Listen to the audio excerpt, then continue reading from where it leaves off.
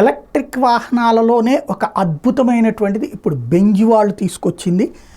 ఏకంగా వాళ్ళ ఎస్యూవి 809 కిలోమీటర్లు వెళ్తుందంట. దాని కాస్ట్ 1,41,00,000. అమెరికా బయట, భారత్లోనే తయారీ.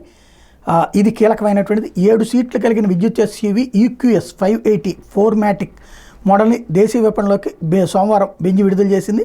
దీని పరిచయ ధర 1,41,00,000 అయితే ARAI సర్టిఫికేషన్ ప్రకారం ఒకసారి ఛార్జింగ్తో దీని మీద 809 కిలోమీటర్లు ప్రయాణించవచ్చు అని చెప్పి కంపెనీ ప్రకటించింది.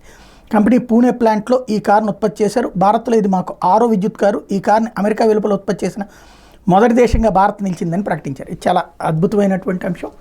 ఇది సక్సెస్ అయితే దేశంలో ఇలాగ అసలు పెట్రోల్ ఖర్చే అవ్వదు, చాలా చీఫ్గా అయిపోతుంది అనుకుంటే అందరూ ఇప్పుడు లగ్జరీ కార్లు కొనేవాళ్ళు బోల్డ్ అంతమంది ఉన్నారు. ఇలా 800 కిలోమీటర్లు వస్తుంటే చక్కగా కొనేస్తారు. ఇప్పుడు ఎంత వస్తాయని బెంజులు ఇట్లాంటివి వచ్చేటప్పుడు చాలా తక్కువ కాదు, 10 కిలోమీటర్లు 12 కిలోమీటర్లు ఆ రేంజ్లో వస్తుంటాయి. వాటితో పోల్చుకుంటే కరెంట్ ఛార్జింగ్ పెట్టుకుంటే 809 కిలోమీటర్లు అంటే ఎట్లా లేదన్న, అంటే ఈ ఈవీల్లో పెద్ద తలనొప్పి ఉంది. మనకి 450 కిలోమీటర్లు వస్తుందని చెప్పి వెహికల్ ఇచ్చాడంటే 350 వస్తుంది అనమాట. అంటే దాంట్లో లెక్క ఏంటంటే మనం ఏసీ వేసుకోకుండా సిస్టమ్స్ ఏమి ఆన్ చేయకుండా ఉంటే అది నడుస్తుంది. మామూలుగా కారు నడిపినట్టు నడపాలంటే అందులో 200-300 ఇది డౌన్ అయిపోతుంది, స్టార్టింగ్లోనే డౌన్ అయిపోతుంది. కాబట్టి ఇప్పుడు వీళ్ళు 800 అన్నారంటే కనీసం ఒక 500 కిలోమీటర్లు అయితే పనికి వస్తుంది. కాబట్టి 1,50,00,000 డబ్బులు పెట్టి కొంటున్నటువంటి వాళ్ళకి ఇది పెద్ద కష్టం కాదు.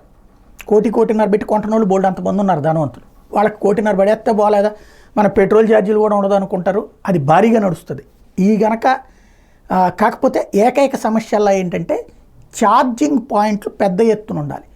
ఇప్పుడు ఒక కారుకి మనకి విజయవాడ హైదరాబాద్ హైవే మీద సూర్యాపేట దగ్గర ఉన్నటువంటి ఒక్క ఛార్జింగ్ స్టేషన్లో మాత్రమే అరగంట ఛార్జింగ్ పడుతుంది. ఏదైనా ఏది పెద్ద వెహికల్స్కి, ఎలక్ట్రిక్ వెహికల్స్కి, బస్సు ఇట్లాంటి వాటికైనా అరగంటో గంటో పడుతుంది అక్కడ ఒక్క చోటే.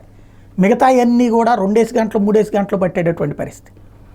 అదే ఛార్జింగ్ కూడా ఒక 10 నిమిషాల్లో 5 నిమిషాల్లో అయిపోతుందంటే అందరూ ఎలక్ట్రిక్ వాహనాల వైపుకి వెళ్తారు.